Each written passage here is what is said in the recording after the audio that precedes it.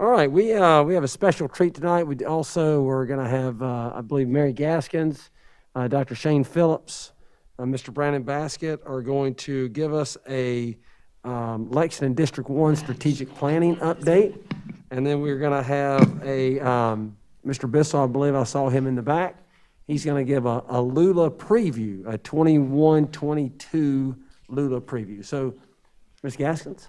Okay, thank you, Madam Chair, members of the board, Dr. Little. We have a team here tonight, as Dr. Little just shared, who's going to share updates on several projects related to the strategic plan. But before they do that, I wanted to do just a quick overview of how we're using portfolio projects aligned to our adaptive strategic plan. So portfolio projects are intended to be high priority initiatives that help us move the needle more quickly, stay really focused and targeted on our goals. They have their own strategic actions, their own timelines. They are like mini strategic plans within a strategic plan. As portfolios become standard operating procedure or fully integrated, we have others that rotate in. So when we were with you back in September, we celebrated the fact that both Leadership Development and Project Hope, which were our first two portfolios, were really becoming part of our culture now and how we do business in Lexington 1. And so we introduced at that time two new portfolios, the All Means All portfolio and Power Skills portfolio. And since then, we've spent a good bit of time conceptualizing those. And so we have the co-chairs here tonight for one of the co-chairs for each of those two portfolios to kind of explain to you the work they're doing this spring. We also have Albert Robertson here tonight, who's going to give you an update on the launch of our SELF program, which is also very closely aligned with our strategic plan. So I'm going to turn it over to Mr. Baskett first to tell us about the All Means All portfolio. He is one of our three co-chairs.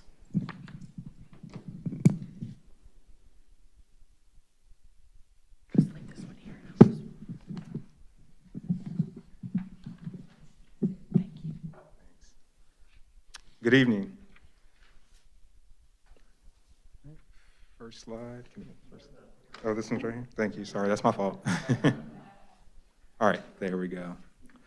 So I want to say this is the first slide to introduce to you our committee members, and I have the opportunity to represent my co-chairs of Dr. Crispin Gillespie and also Gloria Jenkinson. And this is a diverse group of highly skilled educators, so I won't read all the names to you, but how I define diverse is basically having a variety of backgrounds, experiences, and roles in our districts. Those roles include principals, assistant principals, teachers, social workers, and central services leaders. We had a meeting this morning, our very first committee meeting with everyone together, and that meeting, the purpose of it was to set our collective purpose. So why are we meeting and what are we going to do? So you may ask why this all means all audit now. So the goal is for us to better meet the objectives of our mission and vision for all students. So as you look at the questions below, we want to take an inquiry stance and ask questions to figure out what can we do to better serve our students and all of our students. I want to share with you that I'm a sports enthusiast. I love sports. And whenever I hear champions and championship teams talk about what they've accomplished, they recognize that they've won a championship, but then they also understand that that's in the past. And if I want to continue to compete amongst the best, I have to continue to find ways to get better. And that's what we're seeking to do with this All Means All audit. So one of our guiding questions would be, how can we fine tune our processes to get better at what we do for all of those that we serve?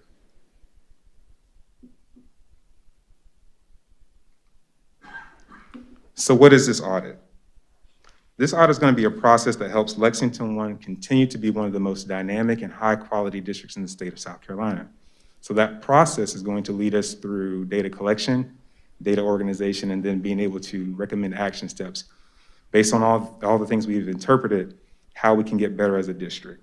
And it's not that we are not doing things well. Once again, if you think about being a champion for students and doing things, you think about excellence being a moving target, we want to continue to meet the mark, and we have to be able to commit to a process that allows us to do that.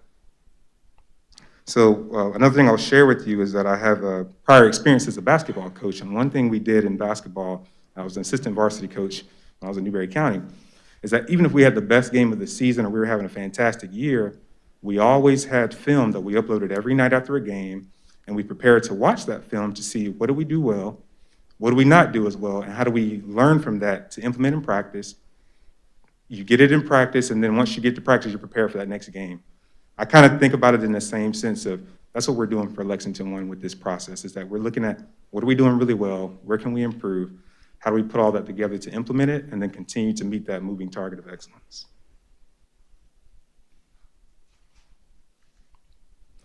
So this timeline has shifted just a little bit based on trying to get the committee together and trying to get dates established. So it's where you see January, we actually pushed that down in February. So we met this morning to have that, to set that collective purpose. And then as we get into the focus groups and data gathering, we're gonna basically push that down into March. So our goal here is to make recommendations by May. It says April at the bottom, but that is now shifted to by May, and it very well could happen in April. We have scheduled meetings virtually. We'll meet about twice per month with the full committee. And then the co-chairs, we also have separate meetings to just make sure we're prepared for in between the full committee meetings. This is mission critical because we're creating an environment where all learners are successful, hence the name All Means All Committee. And at this point, I will take questions.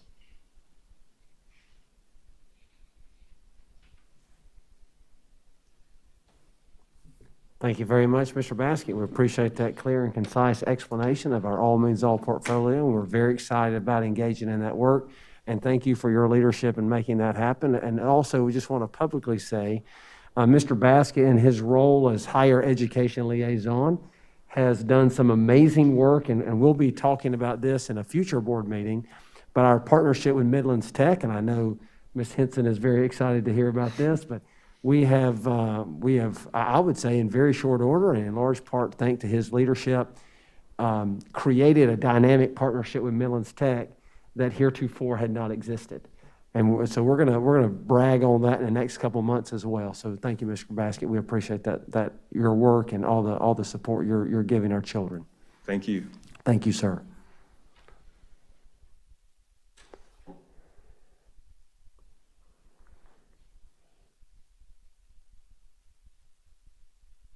And welcome back, Dr. Phillips. We're glad to have you here tonight. Thank you, Madam Chair, members of the board, Dr. Little. As you may know, when we were developing this strategic plan, we spent an awful lot of time developing what came to be known as power skills. We leveraged district personnel, we leveraged community members, parents, local businesses to identify 8 crucial skills that were important for students in school and after school. You can see these here: accountability, critical thinking, communication, interpersonal skills, integrity, perseverance, collaboration, a willingness to take risks. So our charge from Dr. Little is to develop a means for schools to evaluate the opportunities available for students to develop power skills. As you can imagine, measuring these skills in individual students is sort of a daunting task, right? Because they mean different things to different people. However, what we can do is identify the opportunities that are available in our schools to develop these skills in our students. So I'd like to first brag on my co-chairs here. So fortunately, the 3 of us have worked quite extensively before on this particular portfolio project. Not directly as a portfolio project, but on finding ways to measure these power skills in our schools. So my co-chairs are Dr. Natalie Osborne-Smith and Mr. Howard Bissell, who you'll be hearing from a little bit later. For our committee, we tried to get a cross-section of a couple things. So we wanted to get a cross-section of areas of the district. We wanted to get a cross-section of levels, so elementary, middle, and high, and Kate. And we wanted to make sure that we had lots of different perspectives involved. So we have athletics on there, we have arts on there, we have academics on there, we have administrators, teachers, and so forth, and counseling, because we feel like each of those different perspectives contributes a lot to identifying those things that are developing these power skills in our students. So here are our committee members. I won't read them all to you, but as you can see, we have a lot of different experience, perspectives, and from different areas in the district. So our timeline, the committee was formed on January 21st, and we have our first committee meeting scheduled for the 26th. With the upcoming task being to first identify and classify the available opportunities for developing power skills. So this is going to be, we'll run a protocol where we're trying to identify within schools, and we'll probably be doing some further work with schools after this particular meeting, or resulting from this particular meeting, for identifying those opportunities that already exist within our schools that develop each of these power skills. And then in our previous work, we've developed a system for quantifying this opportunity within our schools. We're going to run through a tuning protocol with them on that to see if this is something we want to continue to pursue or if we want to take a different angle. And from there, we'll continue to schedule further meetings and assign tasks as needed for this portfolio project. So at this time, I'll take any questions you have about the Power Skills portfolio.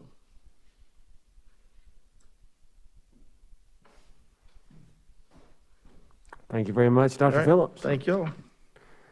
All right, Mr. Robertson, talk to us about our best selves.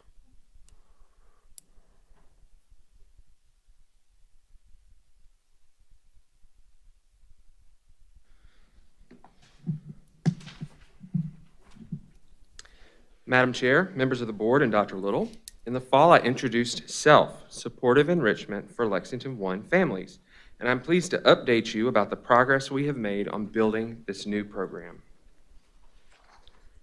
As a reminder, I wanted to share with you a quick overview of SELF. SELF is a program designed to cultivate relationships with support staff members and their families and provide their children with career awareness opportunities, academic and social emotional enrichment, and access to services, learning experiences, and programs.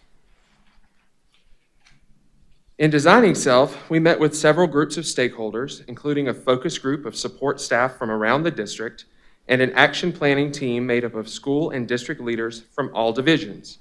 And we wrapped the design around these goals. We want to support schools and families in the transition from elementary to middle school. We also wish to offer consistent access over time to academic and career enrichment opportunities, including camps, field trips, workshops, and so on, throughout the year, as well as during summer months. We want to offer sustained partnerships with parents and/or families and strong relationships with students. These are key, and we want to make sure that we continue to improve relationships with these students and their families. Another goal of SELF is the recruitment and retention of high-performing support staff members. This is very important. We are hopeful that implementation of this program will aid in meeting these goals and others as they arise. This year has served as a recruitment year to identify the first cohort of our SELF participants. Programming will begin this summer. For our first cohort, we prioritized students of our food service, maintenance, and transportation staff, 3 of our most valuable support staff groups. We plan to expand the offering to all support staff groups, but we want to start small and learn through the implementation of this first cohort. The program is designed for students in grades 6 through 12. It's designed to be sustained support over these 7 years of schooling and launch a high school senior into college or career, a goal aligned with our strategic plan. There are many ways SELF has been designed to support students throughout the school year. SELF is designed to enhance students' experiences in Lexington School District 1 by providing enrichment for every student participant based on their unique needs, interests, and goals. In meeting with and learning about these students and their families, we will plan programming based on their needs and their interests. This is not a one-size-fits-all approach, but one that is going to be tailored to each participant and the unique strengths and areas of opportunity he or she brings with them.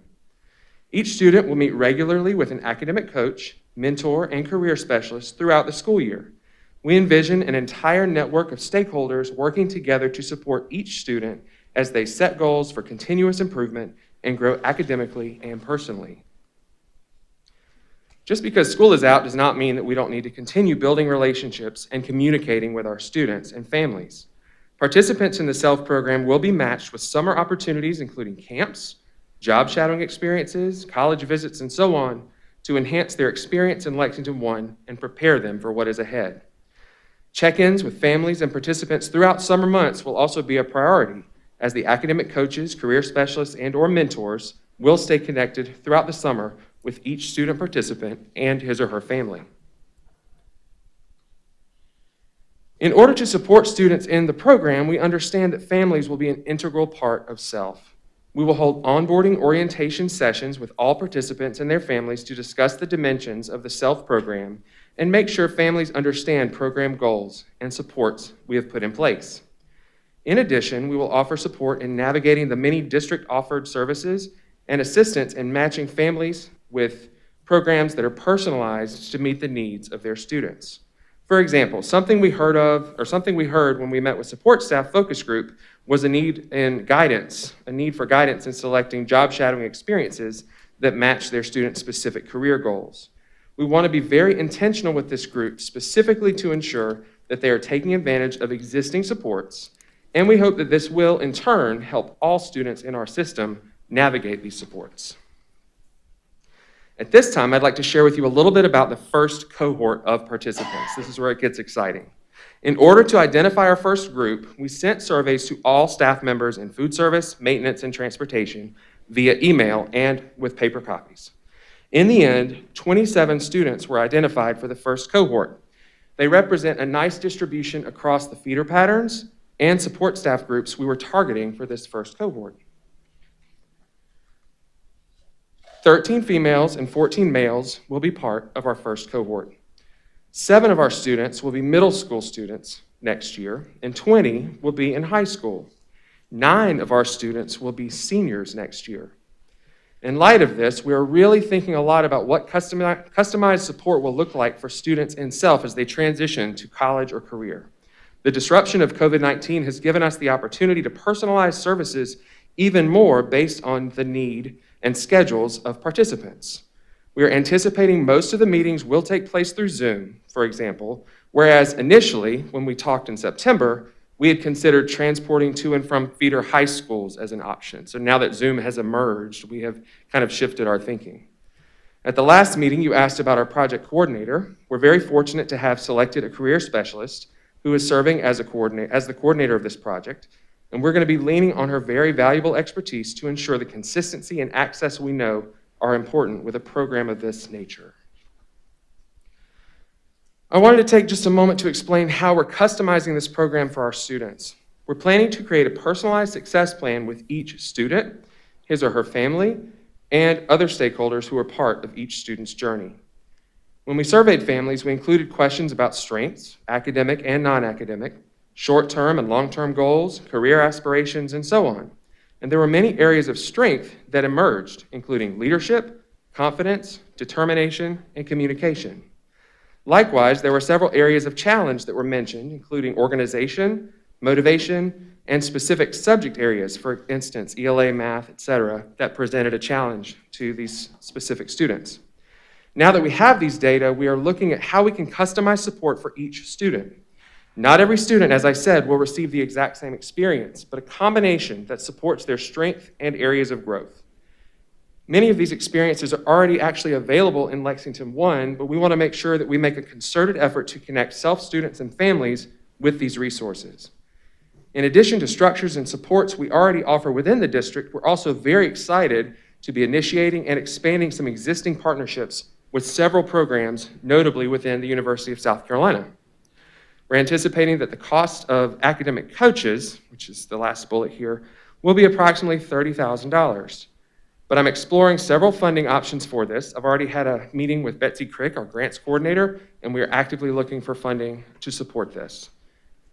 As we begin to recruit for the second cohort and beyond, we will be closely monitoring and adjusting based on participants' academic achievement, student and family satisfaction, positive relationships between students, families, and self-staff, and other strategies and structures that we have established. I'd be happy to answer any questions if you have them. So I have a little bit of a challenge. So first I want to say thank you. As a board member, and I think all of us would say, we're excited because obviously this is a vulnerable student population that we want to invest in. But then two, hiring and maintaining support staff is not easy. So it's also as a employee retention strategy that differentiates us from other districts. That being said, I think the focus on 6th to 12th grade is a good start. I would suggest, though, that our support staff become parents before the kids are even in school with us. And a lot of times they're doing that on their own or without parent structure. And those first couple of years are very formative. So giving coaching, I mean, we know when men and women have children, in our district, because giving them feedback and coaching about how to read and start nurturing their child at a young age, even giving them access to our reading coaches perhaps as support staff so that they can be coached on how to be a parent at home before they even come to us, I think is very valuable. And then as we look at pre-K programs, continue to prioritize these children into the pre-K program so that we can get them in and get them reading, I think will help us set us up well for that 6th through 12th grade goal. So something to think about. Absolutely. Thank you for that.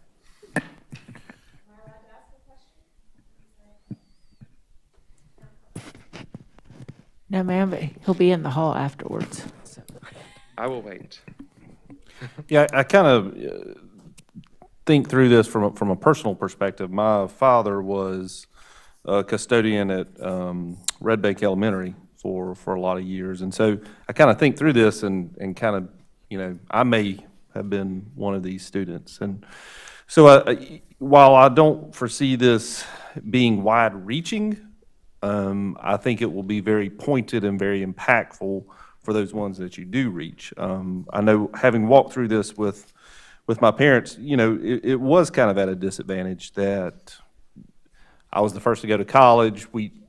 No one really understood the process. No one understood the proper steps to take. It was just that sort of lack of education. And it was not a willingness. It was just, I just never experienced it. And so I think how that probably could have been a little easier, a little better. And, I certainly think for the families that are part of this, I think it will be fairly deep and far-reaching for them. I appreciate you sharing that, Dr. Patton. And Mr. Robertson, I couldn't help but think when you talk about the funding for academic coaches. Yes, ma'am. I think a resource that you might consider talking to, I know my mother is a retired teacher, and she is in a sorority of retired teachers, and they are always looking for service projects, and they're retired, but they're still in their, teaching prime. And I think many of them, most of them were Lexington 1 retirees. And I could see that would be a great partnership with that sorority, and tap into their availability and willingness. So that's just something Absolutely. to consider. That's a great idea. I've taken note of that, and that's something that I'll contact you about that. That's awesome. And we live that environment at Lexington Medical Center with our volunteers. I mean, they are a key element of our workforce, which allows us to have community connections. And so, I mean, that's a brilliant idea and use of that group. Absolutely. Thank you, Dr. Powers. Hey, this is Jada. Thank you for that. So these 27 students that were identified, did they have some kind of application process? Was that number narrowed down? Yes, no, that number was not narrowed down. That was everybody who submitted an application.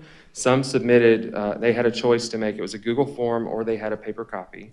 And they could basically say yes, no, or maybe. Many of them chose yes, some of them chose maybe, and we contacted those folks, but nobody was excluded. So that was everybody. We spread a wide net. Some suggested that they didn't know enough about the program yet, and they wanted to learn more about it through this first cohort, but they thought they would be on board when we had more information for them to share with them. So if there are, just say, 100 that decide to apply in the second cohort, will you turn students away, or is this just something where if you apply, you're automatically? So at this point, we are not turning anyone away. We're very excited. Our first cohort, we wanted to have 25, and we ended up with 27. We actually have 2 that have applied that are currently seniors, and we're reaching out to them and trying to help them with any support we can give them this year, just kind of as a trial run.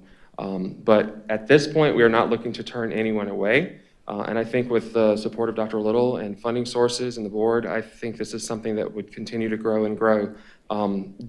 Judging by the amount, we're going to have obviously some students that graduate out, so those slots will be filled. So we're just going to have to kind of monitor and adjust, but this is supposed to be an inclusive, not exclusive strategy.